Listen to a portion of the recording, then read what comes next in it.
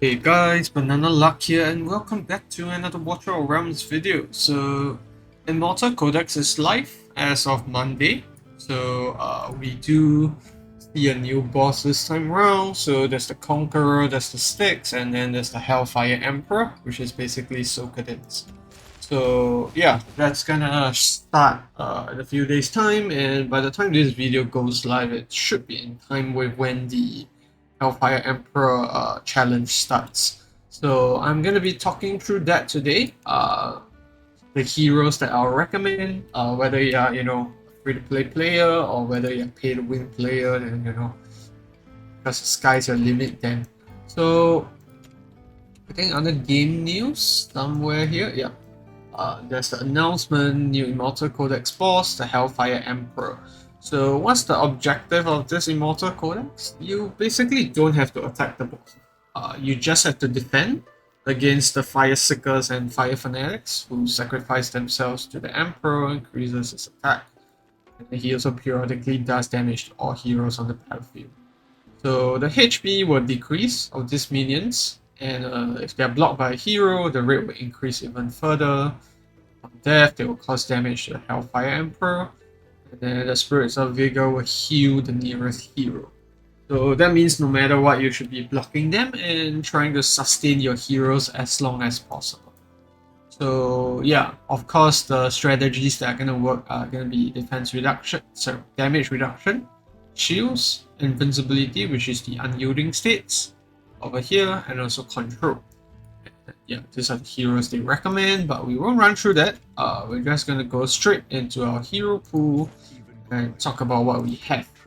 So obviously you've seen the mobs will actually, die over time. So you don't really have to like say kill them or damage them, I feel. You just have to out-sustain them.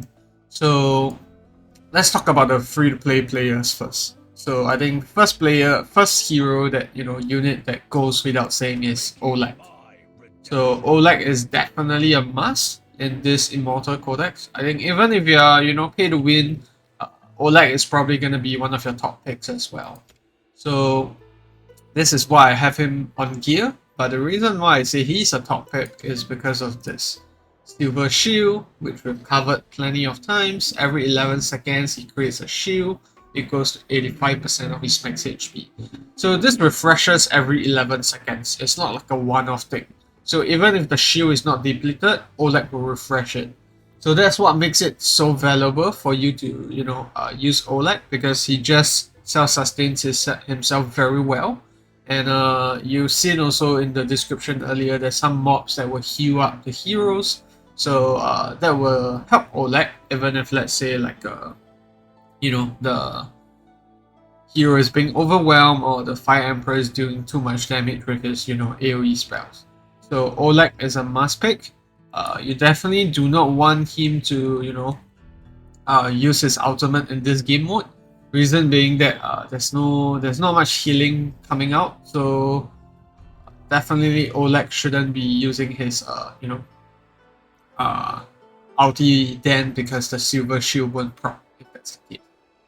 And next pick that's gonna be very free to play is gonna be Livian. So reason why I say Livian is very free to play is because she's a fusion unit. Everyone can get her up to A5 even.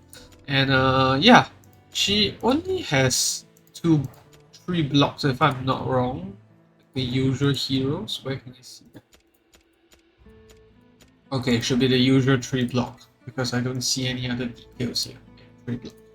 So skills wise, she basically gets her ultimate from the get-go. If let's say you get her to Awaken 5, you can see here. Elven Blessing, 700 Rage Cap. Okay, I have it reduced, so that's why it's not 700, but basically her initial rage is 700, and it's permanent. So once she does that, she gets a physical damage reduction of 30%, and shield bounces triggered by her attack can restore 1% more HP. So yeah, shield bounce is basically this spell that she has that, it's the way she attacks, and the shield can bounce, obviously, like the name says. And yeah, its 3 attack launchers triggers shield bounce, inflicting stun on the targets, and hero restore 3% HP upon retrieving the shield. So this means that the shield bounce itself will go up to 4% HP restoration. And then when Elven Blessing is triggered, which is her ultimate, reduce 17% AoE damage to all surrounding enemies, and shield bounce triggered by attack can bounce one more time. So that just... I'm not sure the shield bounce itself, because it bounces, how many times was it? 3 times. So this increases it by 1 time. So I'm not sure if each bounce actually increases it, the HP restoration. If it does, then it's superb because it can go up to like what, 8%. So I think that's one of the reasons why I haven't really looked into Livian's skill kit, I'll be honest. But I've used her in the Watcher faction trials. I've used her in, the Piercer faction trials, and she has never been a problem for me. I just slapped her on a pretty average Guardian set, and she's been performing well for me since then. So no issues with her there. She has self-sustain in her kit, and I think she'll work out really well, especially with that, permanent physical damage reduction. Yeah. And then the next guy that we're going to talk about is going to be Baron. So Baron is quite common, I feel. Most folks have him by now, if let's say you've played the game for a while. And I think his A5 is where things really shine. So where was it? A5, yeah. Restores 50% of HP at the end of Immortal Wrath's duration. So that's his ultimate, if I'm not wrong. That's his passive where he has unyielding, sorry. So yeah, I think this is where he really shines because it really makes him unkillable because once the unyielding procs, he still restores HP, which gives him more chance to actually survive. But the main, part where he comes in really handy is his ultimate evil armor. So this is a freaking low rage cap, 400. And every time that happens, can cast a shield, it goes to 100% of his max HP for 10 seconds. And when he's shielded, his defense goes up by 15% as well. So that's what makes him really valuable. I mean, it doesn't look like much from the get-go here, but he really does a lot of sustain. If you can see him during content like GVG, I've seen him really just go nuts with just a Torodor behind backing him. So yeah, this is gonna be another one of the units that really should not be shied away from because of that shield that he has and that very low rage cap, which means that the uptime is gonna be quite insane. And yeah, the next hero that we're gonna talk about is Isolde. So Isolde is the Northern faction lord, and since we're talking about free-to-play heroes, he's gonna be really it's a she. She's going to be really valuable if, let's say, you have her with Olague as well as other units like Aveline, which we'll be talking about shortly. So Isolde, basically, she does a lot of shielding as well. So Awaken 1, when she triggers her ultimate, gains number of shield equal to the value of her block, and each shield is equal to 8% of her max HP, lasts for the duration of shield wall, which is 15 seconds over here. And other than that, she also has quite a bit of rage regen in her kit, which ensures that she can get her ultimate up as much as possible. And then there's also the Northern Guard, which is a passive, periodically granting her a shield, and also for any adjacent allies in the horizontal line. I'm afraid this won't be useful for her allies because from what I've seen from the placements for Immortal Codex, it seems quite spread out. So yeah. And I think she really enjoys increased block because a lot of her kit shines when there's increased block. So I think having the Bastion ring on her would be really nice. So yeah, another hero almost similar to Olague, I must say, but her ultimate gives shielding as well, and damage reduction. So for her it makes sense to trigger her up as much as possible. So I think A1 is nice on her. A3 not so much because that's just increased damage, and this one is just extra rage regen. But I think A4 for her will be good enough. just for that extra damage reduction on her. So that's epic units. Next one is going to be Aveline. So Aveline's unique in the sense that her her promo 2 gives her an extra block. You can see right here that Aveline has 4 block, and with a Bastion's Ring that's going to go up to 5 block, and that makes her really valuable. In terms of her skill kit, it's basically some stun, some control, and some AoE damage, and she also has some self-sustain with her A1, which restores 5% HP for every basic attack.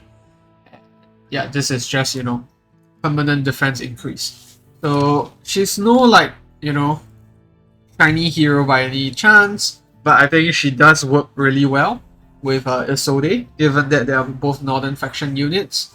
So placing her down with Olague would just mean that you have lots of procs with the Lord talent of Isolde. And also, the self-sustain for her should, ensure that she has enough, sustainability and survivability when it comes to this Immortal Codex. And then the last folk is going to be Mariel, which is another good mention. Mariel does do healing herself periodically. That's from her passive. And then from her ultimate, there's also healing as well. So with that said, I think that's going to be the main reason why you want to run her, because of that healing that she does to make sure that she can survive. But besides that, there's gonna be nothing really worth mentioning about other than that self-sustain that she does. But yeah, so that's for the epic units. For the pay to free-to-play players, this is really what I'll go after. I believe I have all the defenders from the epic list, so I don't think I've missed anyone out, but those are definitely the folks that I will go after. So just gonna confirm here. Yeah, this girl is not released, so yeah, really makes sense that if you're free to play, you use this 5 units. I don't think there's anyone else that I think Adev is nice. He has some self-sustain, but I think in terms of just pairing with your faction, I think these 6 units are really good to go. So yeah, that's gonna be for the free-to-play folks. I think for the pay-to-win folks, it's a very different story. For King Harz, obviously this hero requires no introduction. This is a Northern Faction Lord, and I think his kit is also around shielding mostly. So he also has some control with the freeze that he inflicts during his ultimate. So obviously this guy is gonna be pretty nuts when it comes to the Hellfire Emperor Codex. And he also does increased physical damage reduction when he's shielded, and also increased shield strength. So obviously this guy is not to be shied away from. And then the next guy is gonna be Brokkir, running down the same faction.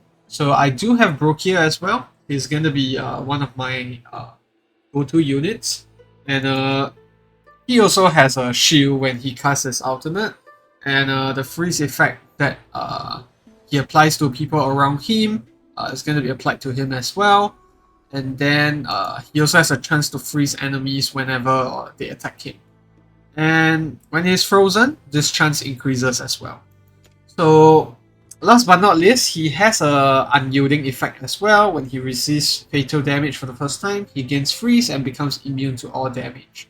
So that's gonna give him some extra life and also some leeway and runtime for you to actually keep him up if, let's say, you manage to kill the mobs that restore HP. So that's Brokkir. And I think the next 2 folks that I'm gonna mention are gonna be Ghan. Ghan is obviously the chaotic faction lord, so I don't really have to talk much about him. He's nuts, and he does some pretty decent damage as well, as you can see here. He attacks 3 enemies in range, and then with his ultimate, he gets increased block and physical damage reduction to all allies in range.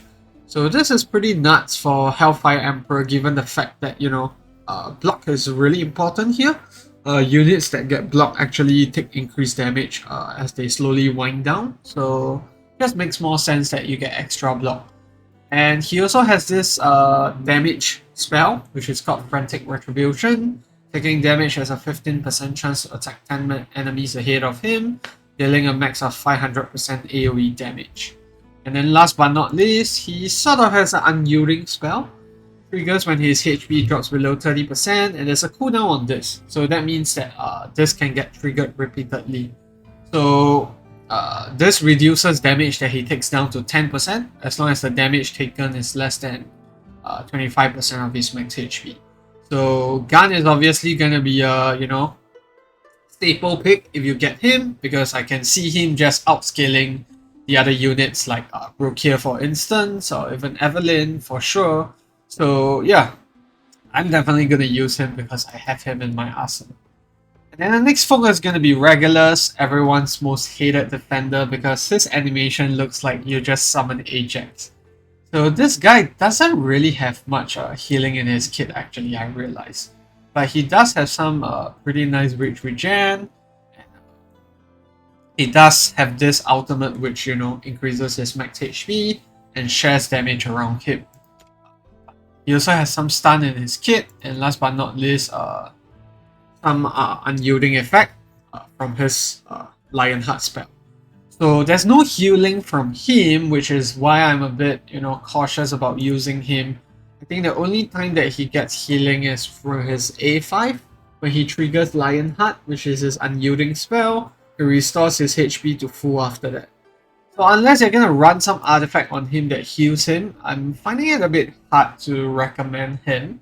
But I do find that, he's gonna be quite a nice pick as well. He's really tanky. I think he has really nice base stats in terms of HP and defense. So I'll still run him and see how he goes, but he's probably gonna be not at the last ranks in terms of the last points of defense. I think he's gonna be the first few out there. And then the next series of folks that we're gonna talk about are gonna be a bit unique. But before we run to that, before I miss it, there's also Constance, which does healing. So she's gonna be nice as well, but just not sure about how much value she brings in terms of defense, other than the healing that she does. But the next few folks I'm gonna talk about are more unique in the sense that they are, attack-based defenders. First one we have is Torodor. So Torodor does damage to, just one unit in range. But with his ultimate, he's gonna get increased attack speed and damage dealt, and also attack multiple enemies in range. And his range is quite nice. So he also does damage reduction. Defense reduction. So that means that you're gonna be able to kill off the mobs much easily. And also some stun with his, Atrocious Trample, which has a 20% to trigger and 30% at max level. So he also gets this unyielding state where, upon his first death, he restores 50% HP and 60% reach. So which means that he can get off his, ultimate much earlier after that second life. So Torodor is definitely going to be one of the staple picks from me.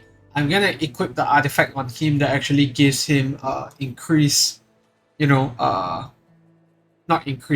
sustainability, in the sense that he's going to regenerate some health based on the damage that he does, because as you can see from his kit, he doesn't really have any self-sustain there. And the next guy I'm going to talk about is going to be Captain Reve. Captain Reve is not your conventional defender, but he does do very nice control with his ultimate, which does a 1 second stun, if I'm not wrong, to all units around him. And he also has some self-sustain where, if his attacking units under control, he restores 7% of his max HP. So this guy is not to be slept upon, especially if you have him. And he also does a slow, which just makes sure that he has, just that little bit more control when it comes to, Hellfire Emperor. And he also has some built-in attack speed in his kit. And then last guy is probably going to be very out of reach for most of us, but that's going to be Cyrus. Cyrus has a lot of, range compared to the other defenders in this video that we've been running so far. And he also does AoE damage to multiple units in range. And he does this very unique, summon where there's a skeleton fighter that, is summoned based on his attributes.